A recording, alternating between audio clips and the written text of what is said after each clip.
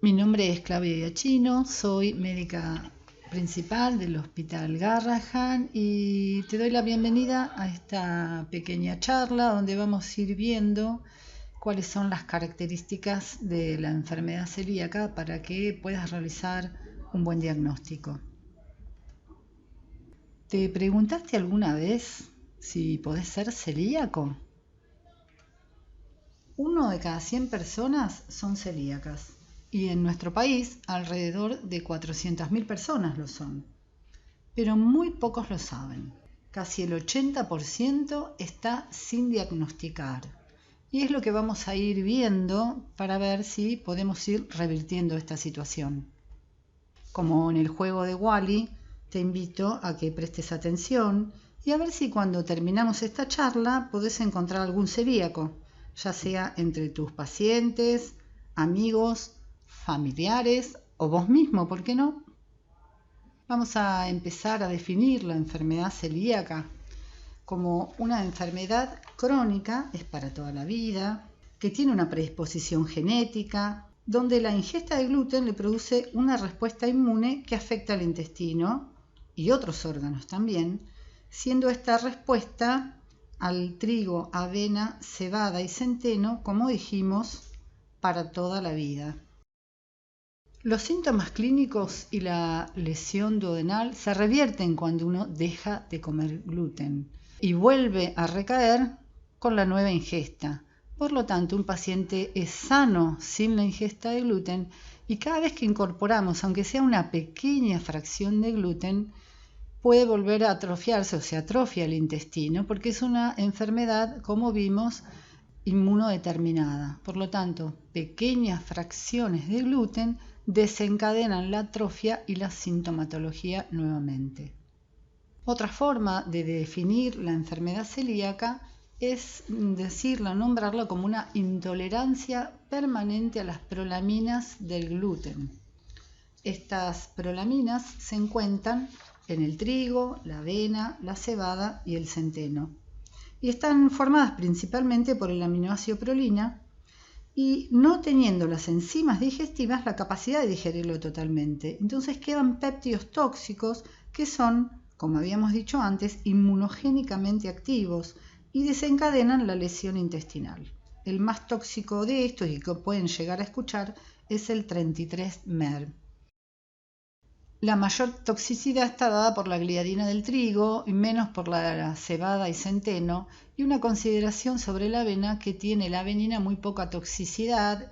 La mayoría de las personas o los pacientes celíacos la toleran bien, por eso en algunos países como Estados Unidos, Australia, permiten que se coma avena, no en la Argentina porque también es difícil en la cosecha poder evitar que no tenga una contaminación cruzada con trigo.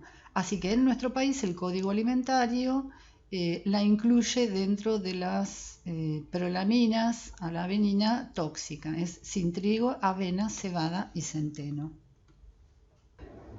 Una de las hipótesis de las causas de la enfermedad está planteada por Alessio Fasano y nombra a la alteración de la permeabilidad de la membrana del intestino con mayor permeabilidad de las uniones desmosómicas.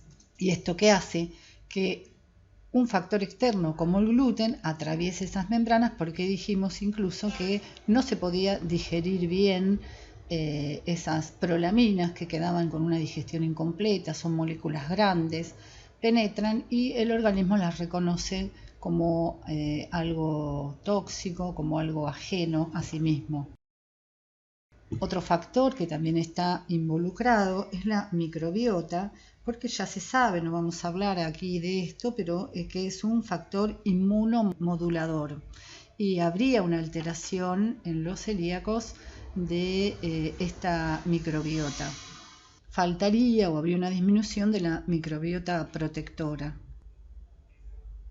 Y el factor que sí tiene que estar presente es el genético, el antígeno de histocompatibilidad DQ2 y DQ8 está relacionada con la enfermedad celíaca.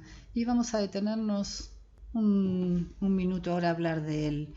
Esta hipótesis que se postula también podría estar compartida con otras enfermedades inmunológicas como la diabetes tipo 1, la esclerosis múltiple, la artritis reumatoidea, y no sabiendo bien cuál sería este factor externo. Pero bueno, son hipótesis que se plantean para varias enfermedades afines en cuanto al factor inmunológico. Hablar algo de marcadores genéticos como para entender o para saber por qué ha cobrado tanta relevancia. Se ve que dentro de la población solo el 30% tiene un DQ2, DQ8 positivo. Pero esto no significa que va a ser celíaco, sino que de ese 30% solo 1% va a ser celíaco. El DQ2 y DQ8 es un factor determinante para ser celíaco, pero no es una condición suficiente. Hay otras determinantes para tener que desarrollar la enfermedad. Y se ve que hay otros factores genéticos que no viene al caso en este momento, que están asociados a estos DQ2, DQ8. El DQ2 aproximadamente lo tiene positivo el 90-95% de los celíacos, un DQ8 alrededor del 5% y los dos juntos otro 5%. ¿Para qué nos sirve el marcador genético? Solo le sirve al especialista, no lo tenemos que pedir como clínicos. Es un factor predictivo negativo. Si yo no tengo DQ2, DQ8, entonces no considero que voy a tener enfermedad celíaca. Si lo tengo, no me hace diagnóstico. Simplemente puedo llegar a desarrollarla. Es una condición necesaria para desarrollar la enfermedad. Entonces, diferenciar bien estos dos aspectos. A veces se reciben genéticos positivos y se piensan que el paciente es celíaco. No, vamos a ir viendo otros determinantes. Y solo lo utiliza el especialista cuando tiene alguna duda acerca del diagnóstico de la enfermedad. ¿Cuáles son las formas de presentación?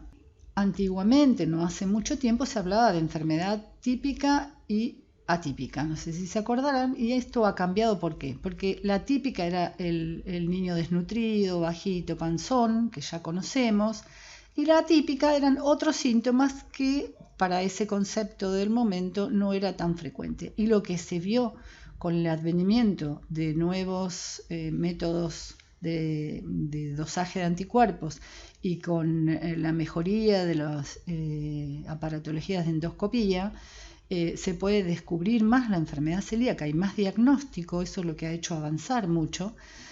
Y entonces se ve que la no típica es la más frecuente. Por eso se ha cambiado la terminología y el Ministerio de Salud, en su consenso del 2017, ha puesto la clasificación como clásica, con los síntomas digestivos que ya conocemos todos, y la no clásica con síntomas digestivos y extradigestivos. Y luego vamos a ir hablando sobre el resto de la clasificación. La enfermedad sintomática clásica es la que todos conocemos, que tiene diarrea crónica y o malabsortiva, bajo peso, baja talla, el niño panzón con mucha distensión, la piel y los cabellos secos, una gran desnutrición. Es el clásico niño descripto desde siempre. El que pensábamos que era celíaco, parecía el único paciente celíaco. Y llegar a estas características, estas condiciones de desnutrición, ahora ya no tendríamos que ver estos pacientes. Lamentablemente a veces vienen a la consulta en estas condiciones y uno tiene que estar alerta ya que cualquier diarrea crónica hay que estudiarla, cualquier baja talla. Un niño que tiene una pérdida de peso considerable con estas características, ya tenemos que estar atentos. La enfermedad sintomática no clásica con síntomas digestivos inespecíficos. Y acá se nos empieza a complicar un poco, porque algunos niños pueden tener diarreas esporádicas y muchos chicos también tienen diarreas por ingesta de agua contaminada, por alteración en la ingesta de alimentos. Entonces a veces los chicos se curan de esas diarreas que son esporádicas, no tienen un descenso de peso y uno no los considera. Dentro de los nuevos síntomas, algo para destacar es la constipación, que jamás lo hubiéramos puesto como sintomatología de enfermedad celíaca, pero se ha visto que una constipación pertinaz, aquella que no mejora con los síntomas, con los cuidados higiénico-dietéticos que se le recomienda al paciente y que vuelve a aparecer y que persiste, hay que pedirle anticuerpos, porque un alto porcentaje está relacionado con la enfermedad celíaca. Esto es una sintomatología nueva a tener en cuenta. Ya hace un tiempo que se la evalúa, pero no la teníamos antes como un síntoma de enfermedad celíaca. Epigastralgia, reflujo, vómitos esporádicos, pérdida de apetito, dolor abdominal y meteorismo. Todos estos síntomas bastante inespecíficos que muchas veces las mamás los medican, los pediatras medicamos aisladamente, y uno ve sobre todo con la repetición de los síntomas. Y estos síntomas mejoran con nuestra intervención, sería suficiente. Pero si repiten, tener en cuenta que aunque el paciente no baje de peso y no tenga otros síntomas, pensar en enfermedad celíaca. Las transaminasas aumentadas también halladas como en un pedido de laboratorio, es por una hepatitis inespecífica relacionada con la enfermedad celíaca, y mejoran, vuelven a su normalidad una vez comenzado el tratamiento, la dieta. La enfermedad sintomática no clásica con síntomas extradigestivos. Las aftas recurrentes. Todo niño que tenga aftas a repetición, pensar en enfermedad celíaca. Y acá una consideración, porque hablamos de niños, pueden ser niños a partir de los 6 meses que empiezan con la ingesta de incorporación de gluten, un niño de mayor edad, un adolescente o un adulto. Cualquier persona a partir de la ingesta de gluten hasta un abuelito puede ser celíaco. Entonces, aftas recurrentes, pensar en enfermedad celíaca a pesar de que el paciente no tenga otros síntomas. La baja estatura, eso ya lo tenemos más conceptualizado. Un niño bajo entra dentro del screening, aparte de otras enfermedades como hipotiroidismo o enfermedades renales, cardiopatías, siempre descartar enfermedad celíaca. Parestesias, tetanias y calambres por alteración de calcio, magnesio, por mala absorción, osteopenia o osteoporosis, fracturas mínimas, se ven sobre todo en las personas más adultas, fracturas óseas mínimas, alteración del esmalte dentario en chicos, manchas y líneas blancas, eso tenerlo en cuenta también, tanto los pediatras como los odontólogos. Más síntomas extradigestivos, bueno, la anemia, una anemia ferropénica que mejora transitoriamente con la incorporación de hierro y que vuelve a recaer, pedir anticuerpos para enfermedad celíaca, pensar en la enfermedad. También en aquella anemia que sea refractaria al tratamiento, obviamente, porque en algunos casos no se absorbe el hierro y entonces continúa la anemia. Uñas quebradizas, caída difusa del cabello, siempre descartarla, igual que hipotiroidismo, ¿no? Son dos patologías que pueden estar relacionadas. El vitiligo, dentro del vitiligo, una consideración, siempre descartar enfermedad celíaca, anemia megaloblástica e hipotiroidismo. Pequeñas manchas de vitiligo, aunque no sean demasiado importantes, uno tiene que descartarlo porque también está relacionado, es una enfermedad también autoinmune y está en relación con la enfermedad celíaca.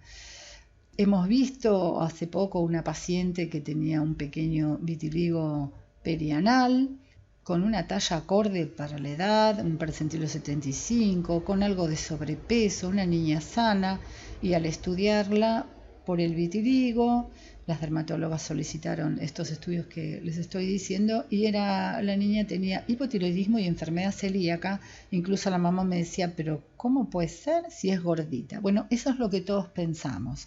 Un niño eutrófico, ¿cómo puede ser celíaco? Sí, niño eutrófico, adulto eutrófico. o quizá con un peso normal, o a veces con un peso algo adelgazado, pero que siempre fue delgado, puede ser celíaco, tenerlo en cuenta.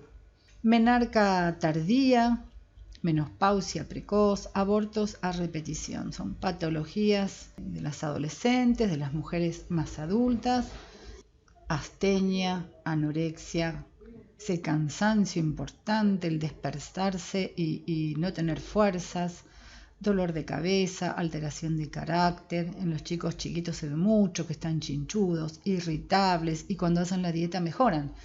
Sucede también en las personas más grandes, en los adolescentes que están o deprimidos, cambian el carácter, están un poco anémicos, incluso se puede confundir con una anorexia nerviosa. Hay que hacer diagnósticos diferenciales cuando tenemos niñas que bajan mucho de peso, que no quieren comer, que les duele la panza, les duele la cabeza, que están deprimidas o irritables y que a veces se hace muy bien el diagnóstico diferencial con anorexia nerviosa, pero siempre descartar la enfermedad celíaca porque hemos visto pacientes diagnosticados como anorexia nerviosa y en realidad era un celíaco con esas características. Es decir, la niña empezó, la adolescente, una vez hecha la dieta, a recuperar el peso, el carácter y ser una adolescente sana.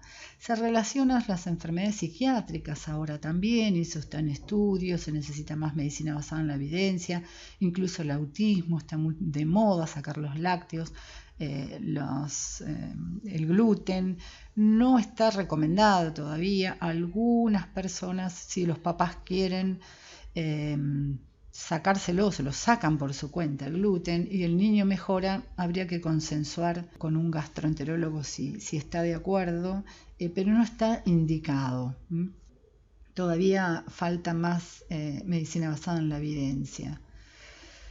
Convulsiones con calcificaciones occipitales. Esto fue una clínica que hace bastantes años ya fue observada por un grupo de gente de nuestro hospital y se asociaba niños que tenían convulsiones, que en la tomografía presentaban calcificaciones occipitales, que tenían algunos otros síntomas de enfermedad celíaca. Y el servicio de gastroenterología y neurología empezaron a ver síntomas compatibles que se cruzaban y bueno, se pudo observar que calcificaciones occipitales, aunque no tengan otros síntomas, está relacionada con mayor frecuencia de presentar enfermedad celíaca. O sea, los neurólogos tienen que tener en cuenta esta forma de presentación. Y por último, miocarditis también. Las miocarditis están más relacionadas con la enfermedad. La enfermedad celíaca asintomática, otras de las formas de presentación. Vimos hasta ahora la clásica, luego la no clásica con síntomas digestivos y extradigestivos. Y ahora un apartado que es la que no tiene síntomas. Y entonces, ¿cómo puede ser si no tiene síntomas que hagamos diagnóstico? Bueno, primero, esta asintomática, ¿cómo la diagnosticamos? Tiene anticuerpos positivos, la biopsia es positiva, tiene atrofia de las vellosidades del intestino.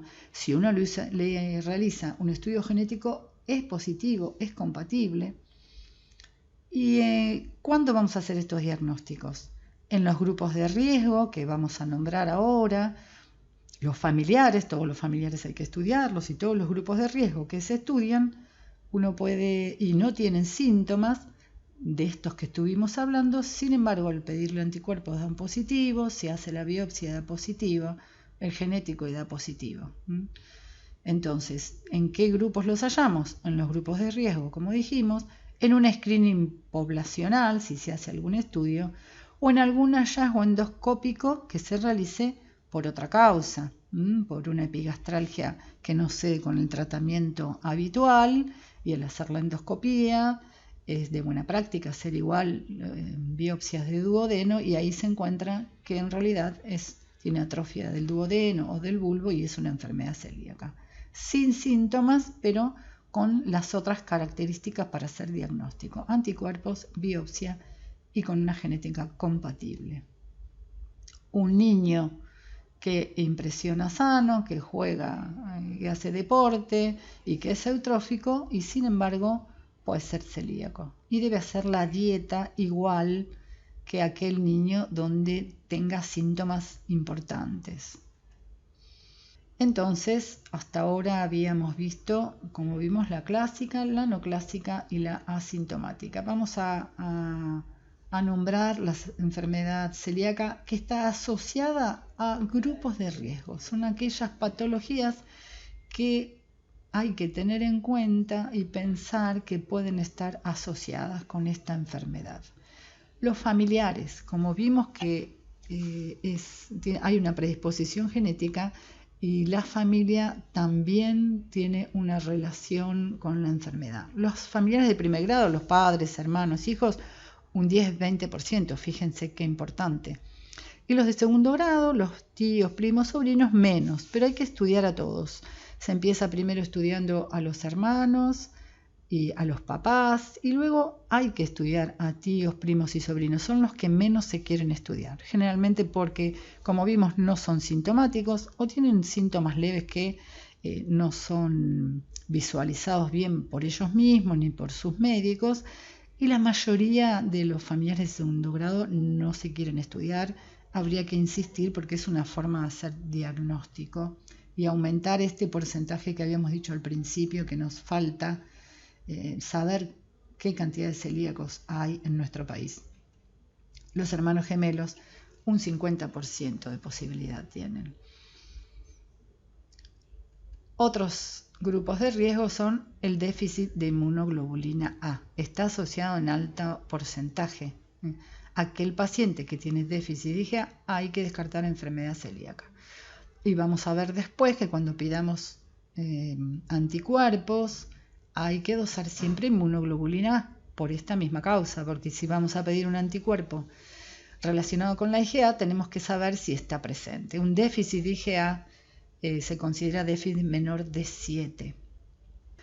Diabetes tipo 1, muy alta frecuencia, síndrome de Down, asociado también con hipotiroidismo, el síndrome de Down, el hipotiroidismo, el hipertiroidismo, Hashimoto, todas estas enfermedades tiroideas, siempre estudiar para celiaquía, Turner, síndrome de Sjögren.